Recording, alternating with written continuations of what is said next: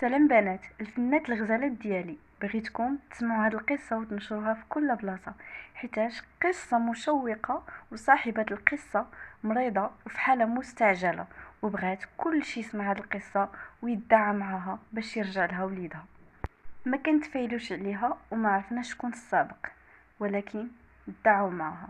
السيده عندها سرطان ديال الدم وكدير الدياليز، ما كتطلب حتى شي حاجه غير دعوا معاها باش تشوف ولدها لاخر مره. ولدها ريان اللي ما شافتوش 25 سنه خرج برا المغرب وما بقاش رجع، ولا سمعت عليه شي خبر ولا شي حاجه. اكيد كلنا غادي نبغيو نعرفوا شنو هي هاد القصه اللي خلات الولد ما يبغيش يشوف امه.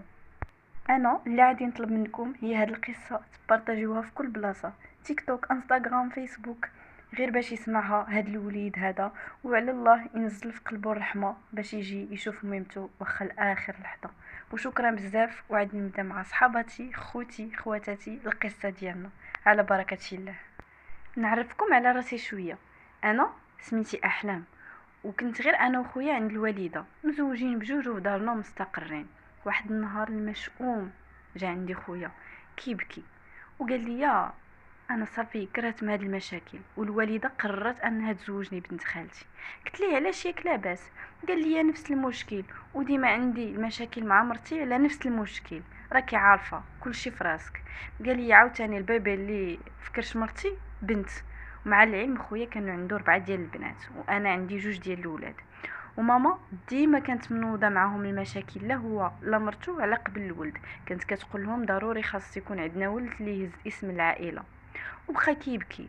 مع العلم انا وخويا ما كنتفاوتوش، عزازين على بعضياتنا لواحد الدرجه ما يمكنش. بقى كيبكي كيبكي، انا ما صبرتش، قلت لها خويا ان شاء الله يكون غير الخير، ان شاء الله ربي الا ما رزقكش بالولد صافي حتى البنيات راه فيهم البركه. قال لي لا، الوالده قررت وقالت لي الا ما تلقاش حل راسك انا غادي نزوجك بالسيف عليك. بقى كيرغبني وكيبكي كيقول لي عافاك لا ما عطاني شي ولد من وليداتك ربيه. قلت ليه هاد الهضره اللي ما تقولهاش. لا لا، انا واخا ما عنديش وراجلي كان غير فلاح وكيبيع غير التفاح قلت ليه واخا هكاك انا وليداتي نهزهم بسناني باش ما كان. هاد الهضره ما تقولها ليش. بقى كيرغب وكل مره كيمشي هو تجي مرتو، كتمشي مرتو تجي ماما، كيمشي هو كتجي مرتو وهي دايره. كيرغبوا فيا ويزاوقوا لدرجه انه حتى راجلي رفض الفكره في الاول بصفه نهائيه. قال لي انا ولدي نهزو باش ما عطا الله. ملي بقاو كيطلبوا والوالده مشات انها هضرت مع بنت خالتي وقالت لها هادشي، جات عندي مرت خويا قالت لي مالكي بغيتي تفركتي لي الشمل، نتيا هما عندك 2 وليدات وحتى هذا اللي فكرشك وليد، الا ما قدرتيش تعطينا هادو عطينا هذا اللي فكرشك مازال ما حسيتي به ما والو. مع العلم انا حطيت حجره على قلبي.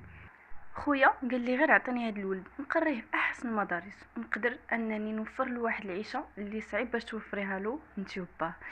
وانا ما عمرني غادي نحرمك من ولدك، وفوقاش ما بغيتي تجي تشوفي ولدك اجي في الصباح في العشي فوقاش ما بغيتي.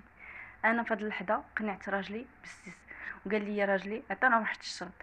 قال لك انا غادي نعطيه له ربيه بالحق، الاسم يبقى على سميتي في الحاله المدنيه ديالي. خويا ما كان عنده حتى شي مانع، قال لك ماشي مشكل، انا غير باش نتهنى من هاد المشاكل ديال امي ما تبقاش كل مره جبد لينا المشاكل. انا في داك اللحظه قلت لهم البيبي اللي في كرشي طاح ليا، ومرت خويا قالت لهم بلي انا حامله.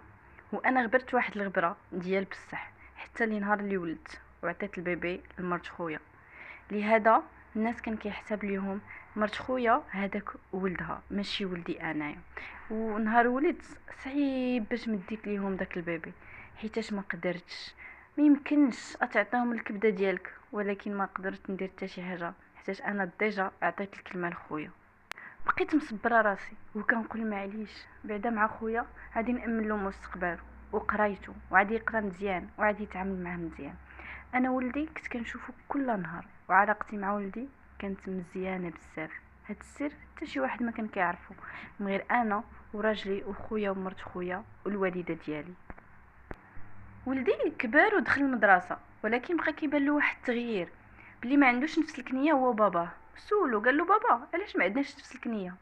قال له ولدي راه كان وقع لينا واحد المشكل ملي كنتي صغير وصعيب باش نبدلوه، دابا تتكبر وتولي في سن الرشد ونبدلوه ان شاء الله.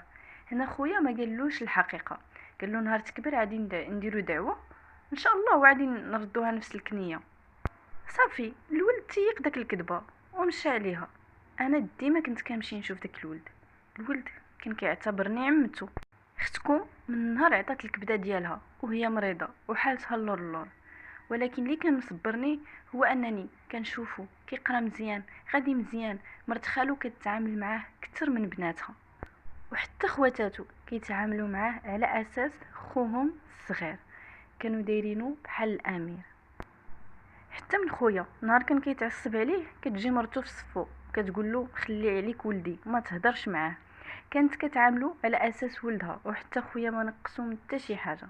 اما ميمتي كانت حاديلها في عويناتها وما تحاديلهاش في ولدها ريان. حتى نهار تفرشت القضيه وعرف ولدي بلي عمتو هي ماما، وبلي راجل عمتو هو باباه، وبلي ولاد عمتو هما خوتو، هنا فين غادي يتصدم واحد الصدمه اللي انا ما عمرني شفتو فيها. انا عارفه راسي غلطت ودرت غلط كبير، ولكن فين ما كنت كنبغي نصلحو ونقول لخويا نقول له الحقيقه كيقول لي لا واش بغيتي تخرجي عليه، تخرجي على مستقبله تدمريه، لدرجه مني كان صغير وانا باغا نقولها له وحتى شي واحد ما عاونني ولا سعفني، وديما كنت انا وباباه في المشاكل. ولدي نهار ساق الخبار صافي دفع باش يكمل قرايته في الخارج. في الاول مشى كان غضبان مننا كلنا، حتى شي واحد ما كان كيهضر معاه ولا يصوني عليه ولا حتى شي حاجه، ولكن من بعد حنا نقلبوا على حناه وخالو ولا كيهضر معاهم كيجي. انا عييت باش نوصل له ونتصالح معاه، ولكن ما كيبغي يشوفني، ما كيبغي يهضر معايا، كيقول لهم هي عيشتني في كذبه كبيره، دابا ما نهضر معاها ما نشوفها ما تشوفني. انا ولدي عارفه راسي غلط، ولكن بغيت لك غير مستقبل زوين. هو كيقول فرطتي فيا، انا ماشي فرطت فيك، انا ديما كنت معاك، انا بغيت لك غير الخير، بغيت نشوفك غير واصل لواحد المستوى اللي زوين.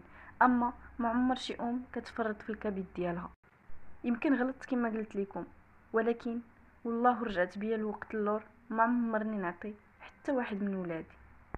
انا ولدي ماشي بعتك وبغيت فيك الفلوس، انا بغيتك دير مستقبلك. انا عارفه ولدي غلطت، ولدي ماشي ما غلطش.